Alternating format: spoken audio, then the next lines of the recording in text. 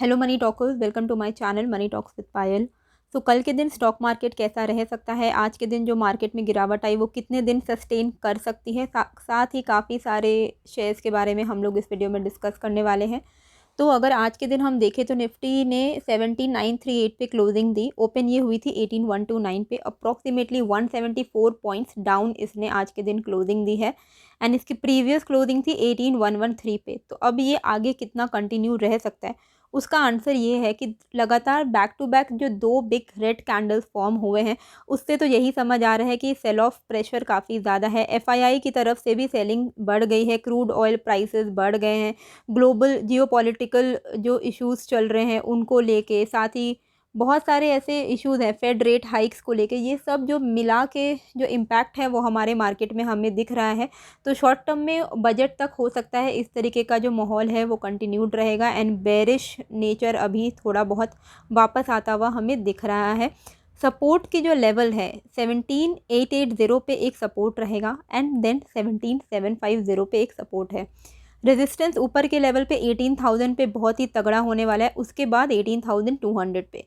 अभी आपको क्या करना है, आपको बाय ऑन डिप का अपॉर्चुनिटी यहाँ पे उठाना है with a cautious view, consolidate करते रहना है। अच्छे अच्छे जो स्टॉक्स हैं उनको कंसोलिडेट करिए बिटवीन द रेंज ऑफ 17820 से लेके 18050 के बीच में।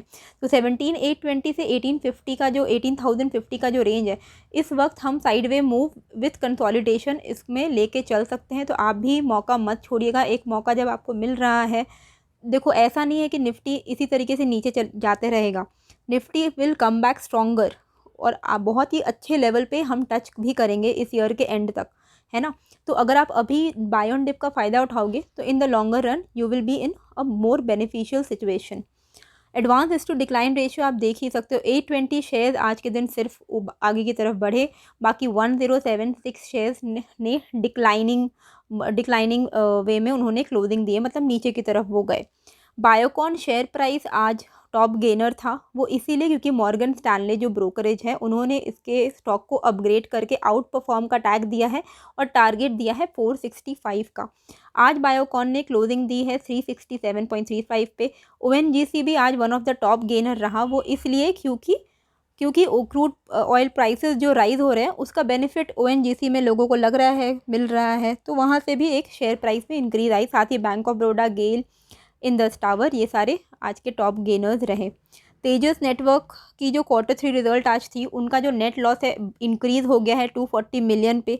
एलटीआई की कंसोलिडेटेड नेट प्रॉफिट इंक्रीज़ हुई है 61 बिलियन पे, जो कि पिछली बार 5.2 बिलियन की थी।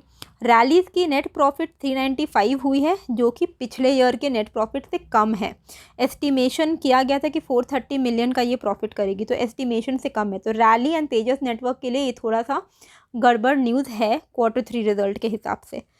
बजाज ऑटो की जो Q3 रिजल्ट आई, उनका नेट प्रॉफिट फॉल हो गया 22% से, तो ये भी एक नेगेटिव न्यूज़ है बजाज ऑटो के लिए। एसबीआई बैंक के लिए एक बहुत अच्छी खबर ये आई है कि कंपनी को गवर्नमेंट से 973 करोड़ का रीइंबर्समेंट अमाउंट मिल रहा है फॉर द लोन मोरेटोरियम, तो ये एक बहुत ही पॉजिटिव साइन है। JSW एनर्जी की दिसंबर क्वार्टर की नेट प्रॉफिट 2-फोल्ड जंप की है 324 करोड़ पे, तो ये भी काफ़ी अच्छी न्यूज़ है JSW एनर्जी के लिए। टाटा कम्युनिकेशन का जो Q3 रिजल्ट रहा, उनकी जो नेट प्रॉफिट है 3.9 बिलियन की रही, जो कि पिछले साल से इंक्रीज़ हुई है, पिछले साल 3.1 बिलियन पे थी और क्वार्टर ऑन क्वार्टर बेसिस पे 4.3 बिलियन, एस्टिमेट 4 बिलियन का किया गया था, तो एस्टिमेट से थोड़ी सी कम है। ICICI लोम्बार्ड जनरल इंश्योरेंस की Q3 नेट प्रॉफिट रही 3 बिलियन रुपीज़ की, जो कि पिछले साल 3.1 बिलियन की थी, तो बहुत ही मार्जिनल लॉस हुआ है एक तरीके से, नेट प्रॉफिट में थोड़ा रिडक्शन आया है। एंड Q3 रेवेन्यू जो है वो भी इनकी रिड्यूस हुई है, तो ICICI लोम्बार्ड के लिए ये पॉजिटिव न्यूज़ नहीं है Q3 में। ओरियन ग्रीन की जो Q3 रिजल्ट आई है, उसमें नेट प्रॉफिट जो उनका जंप हुआ है 63 मिलियन पे, जो कि पिछली साल लॉस था 214 मिलियन का, तो ये एक बहुत ही अच्छा खबर है ओरियन ग्रीन पावर के लिए। बहुत सारे Q3 रिजल्ट आए हैं, इसलिए वो सारे कवर करना एक वीडियो में इंपॉर्टेंट है, क्योंकि अलग अलग एक एक शेयर के ऊपर वीडियो बनाना एकदम इम्पॉसिबल बात है। इसीलिए तो ओरियन ग्रीन के लिए काफ़ी अच्छा है, क्योंकि जहाँ उनको पिछले साल 214 मिलियन का लॉस हुआ था, इस बार उनको 63 मिलियन का प्रॉफिट हुआ है। तो ये बहुत ही अच्छी रिकवरी है, इसका इम्पैक्ट हो सकता है कल के दिन आपको देखने को मिले। सारेगामा इंडिया की Q3 जो रिजल्ट आई, नेट प्रॉफिट इनका 434 मिलियन पे इंक्रीज़ हुआ है, पिछली बार 316 मिलियन की थी। और साथ ही कंपनी ने 30 रुपीज़ पर शेयर का डिविडेंड भी डिक्लेयर किया है। कोल इंडिया के लिए एक अच्छी न्यूज़ ये आई है कि ई ऑक्शन में इनकी जो सप्लाई है कोल इंडिया की, वो 31% से इंक्रीज़ हुई है टिल दिसंबर। तो ये भी एक बहुत अच्छा पॉजिटिव न्यूज़ है for Coal India. Paytm share ने आज फर्स्ट टाइम अपना नया लो बनाया, वो भी हज़ार का जो एक लेवल था, सपोर्ट लेवल, साइकोलॉजिकल सपोर्ट, उसको तोड़ के इसने 997 पे BSE पे क्लोजिंग दी है। और अगर आपको याद होगा तो मैंने भी आपको ये चीज़ वीडियो बना के बताया था कि अभी आप एवरेज मत करिए, वेट करिए, 1000 के नीचे जाएगा तब एवरेजिंग करिएगा। मैक्वेरी ने भी इसकी अंडर परफॉर्म रेटिंग मेंटेन की है, और बाई 900 का उन्होंने भी टारगेट इसका दिया है। तो हो सकता है, इट इज़ पॉसिबल कि 900 के लेवल को पेटीएम टच करेगा। ओके, 52 वीक हाई आज के दिन अदानी ग्रीन ने बनाया 1950 का, एंड 52 वीक लो आज IGL ने बनाया 435 का। जो हाई बनाया है, हाई का अगर बनता है तो मोमेंटम बना रहता है, और जब कोई भी स्टॉक नया 52 वीक लो बनाती है तो उसका मोमेंटम बिगड़ जाता है, विच मीन्स कि वो डाउनवर्ड ट्रेंड में कंटिन्यू रह सकती है। ओवरऑल जो इंटरेस्ट, ओपन इंटरेस्ट जो हमें इंक्रीज इन ओपन इंटरेस्ट दिख रहा है विथ इंक्रीज इन प्राइस, जहाँ पे लॉन्ग पोजीशन बिल्डअप हो रहे हैं, वो है ONGC, Vedanta, bank of Baroda, Tata Motors, Canara bank, IDFC, NTPC, SBIN, Hindalco, federal bank, बंधन बैंक, IOC, एक्सिस बैंक।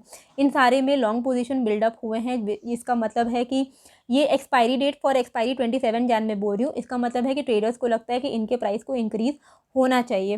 साथ ही decrease in open interest with decrease in price, यानी लॉन्ग अनवाइंडिंग हमें देखने को मिल रही है फॉर 27 जैन का एक्सपायरी।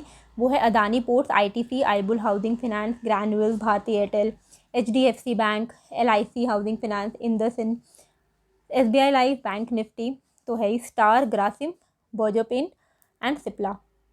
कल के दिन काफ़ी इंपॉर्टेंट कंपनीज़ के क्वार्टरली रिजल्ट है, लाइक HUL की क्वार्टर रिजल्ट है, Asian paint, Bajaj Finserv, Havells, Bajaj holding, Mphasis, Biocon. इसी के साथ परसिस्टेंट की इंटरिम डिविडेंड भी वो कल अनाउंस करेंगे। कंटेनर कॉर्पोरेशन भी क्वार्टर के रिजल्ट के साथ इंटरिम डिविडेंड अनाउंस करेंगे। बैंक ऑफ महाराष्ट्र, फिर आपका PNB हाउसिंग फाइनेंस, ये सारे बहुत सारे कल के दिन भी क्वार्टर रिजल्ट है। अभी पूरा क्वार्टर वाला ही माहौल चल रहा है, क्वार्टर रिजल्ट आएंगे। ओवरऑल आपको बस बजट तक इतना आप मान के चलो कि हो सकता है बजट तक इस तरीके का ही मोमेंटम स्टॉक मार्केट में रहेगा। अच्छे जो आपके फेवरेट स्टॉक्स अगर आपको डिप में मिल रहे हैं तो उसका फ़ायदा ज़रूर उठाइएगा।